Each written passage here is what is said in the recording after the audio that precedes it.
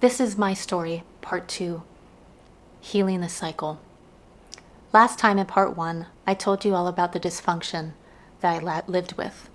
I told you about the overgiving, the overfunctioning, the shrinking of myself to keep the peace, the not saying no when I meant it. And today I want to talk about 5 shifts that I made that began to heal the cycle and change the relational dynamic I had in my relationship. So the first shift I made was saying no when I really meant it. And coming into this relationship, I had such a low sense of self-worth, was feeling down. There was a unspoken word or unspoken agreement psychologically of our roles to each other. And at that time, and especially as time went on in the relationship, I definitely was not tuned into, or at least acted upon, when my body was saying no to his physical affection. So maybe you're in the kitchen, you've been with the kids all day or with the baby, and he comes home and his hands go all over you, kissing the neck or coming into your space. Your body screams no, because there was no emotional connection or psychological connection made for the days or weeks before that. And there was that unconscious agreement that he just came in and approached you and you accepted it to keep the peace. And when I began to feel so burdened by abandoning myself over and over again, I decided I had to start speaking up for myself. And that included also saying no to intimacy. Because us women overfunction. And if you've heard any of my videos, you've heard me say this, and you'll continue to hear me say this over and over again. How many people I've spoken to, friends, clients, etc., who say, yep, I give my body because it's easier that way. It keeps the peace. But I say no more. We're not being silent. We're not abandoning ourselves for someone else's needs or feelings. Because every time you do that, you chip away at your heart and your soul. And again, it will never create lasting happiness. You will do the opposite when you do that. The second shift I made was voicing my emotional needs. In time, I started to really understand who I was. And as I did that, I understood what I needed. Any good and healthy relationship takes emotional connection. It takes being able to see one another, hear one another, hold one another up when one needs it more than the other, right? And if you're in a relationship where you sit on the couch and just scroll on your phone all night, or your partner, put a bid out for connection, maybe that's before you go to sleep or when you get home from work, and they don't respond, or they dismiss you, or say, I've had a rough day, I can't hear it right now. And it becomes a pattern where anytime you want to talk about something that matters to you or that you're feeling and they can't hold space or they can't mirror it for you, or being able to just say, hey, I'm feeling this way and I don't want feedback and I don't need you to fix it. I just need you to hear me. I need somewhere to put it. I began to say these things. I began to voice what I wanted and needed. I wanted to be able to talk through the night, talk about the things that matter to me. I wanted to feel connected emotionally as a result of that. Share the passions I had in life, the depths of my heart and soul. And after bidding for that and looking for that and asking for that, I was met with avoidance. I was also met with a lack of capacity. And you'll see, and many of you probably already know or are living this, that you're hoping and overfunctioning and showing up again and again thinking that if I continue to just keep saying or being this way, that something will shift. It likely won't. And if you do try and you met with the same thing over and over again, you have to start asking yourself, what do I want to do next? The third shift I made was no longer carrying his nervous system. This is a big one and so subtle and not often talked about. How often have we found that when our partners, our male partners, nervous system is activated, so they're triggered, they had a really bad day at work, they're angry, something occurs between them and a family member or at work or a friend or with you or maybe one of your children, and he's activated.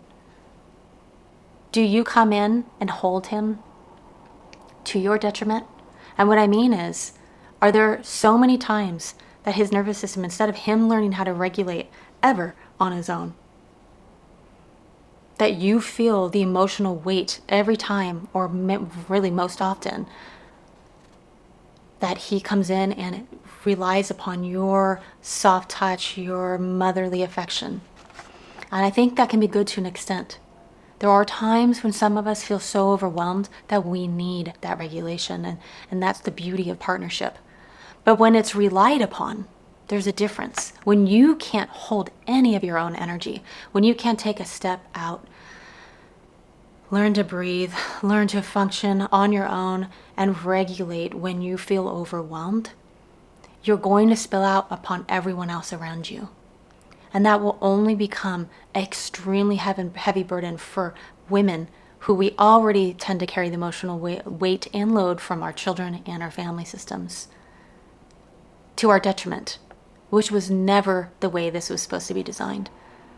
So, for an example, there were moments in overwhelm where I had tended to his emotional needs many times over and over again. And it came to a point when he had an extreme panic attack or an extreme anxiety attack, where just what he was going through made me feel like I was literally going to explode. Because the buildup of that emotional weight that I was carrying for him was so extreme that now I was taking that and I couldn't breathe. And when those things occur again and again and again, they compact and they build. And it is too much for someone to carry. So knowing your limits, right? Knowing your limits, knowing when to say, hey, I can't carry this for you. Seek how to regulate on your own. Learn to do that. This is something that is not taught enough in childhood. How many family systems, how many of us came from family systems, from the boomers? We didn't talk about our emotions, nor did we ever regulate them. Did we have any tools for that? And yes, some of us have to learn that through adulthood. And that is something highly worthwhile, because no other person can carry all the weight of what you're not willing to carry. The fourth shift I made was dropping the labor. We as women tend to take on the household chores. We tend to do the laundry for our partners and for our kids. We tend to do the dishes. We tend to cook the meals, even if we are at full-time jobs. And any functioning adult is supposed to and should be able to manage their own chores. If you have decided between each other that you're going to take on certain roles and you know it works out evenly for you, great. What I'm talking about here is when you overfunction, things they have time for, things they can manage, things as simple as doing their own laundry or helping the dishes after dinner or helping making a meal sometimes. Maybe it's actually making the list for the food that we need to get at the grocery store. The labor that we take on is unsustainable for us as females. And what we have to do is say, hey, the load some days might not be 50-50. Some days maybe I can carry 30 and you can carry 70 because I'm so overburdened from something that happened during the day. And we flip on the next day.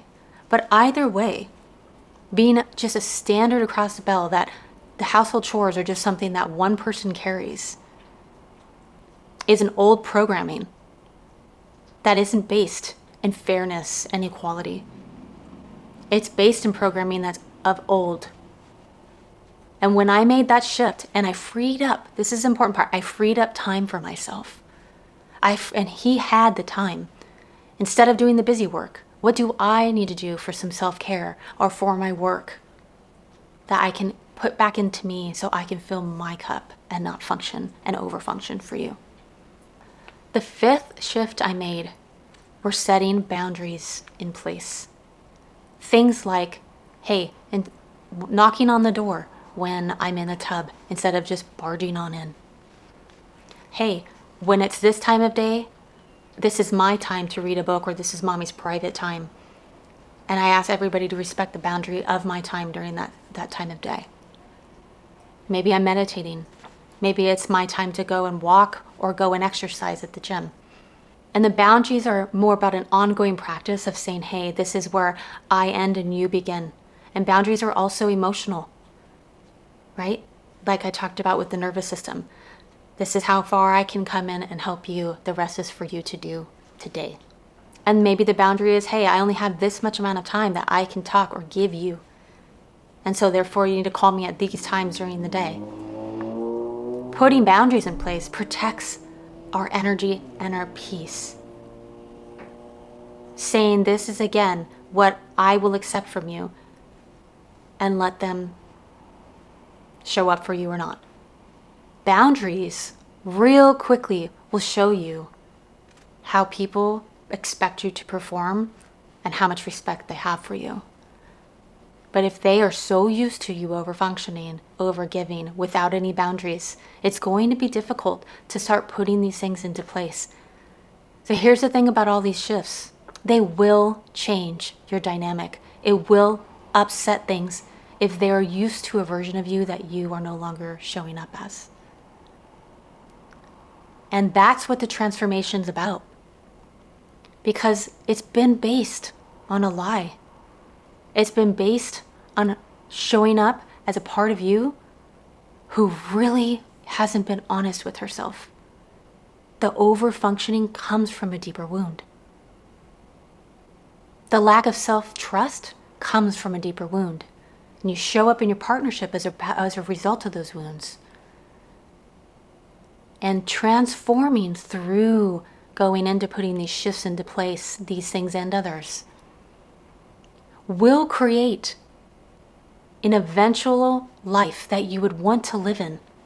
But you have to be willing to go through the upset. You have to be willing to go through the pain, the change, the uncomfortableness, the potential to have arguments because you're no longer being that person, and they are going to be really shocked. But if you want to do the work to evolve and change your life, which is what you are called to do on this earth plane, is if you're like me and you function this way, this is your lesson in this lifetime. To learn to no longer self-abandon, no longer not trust yourself or your own understandings, beliefs,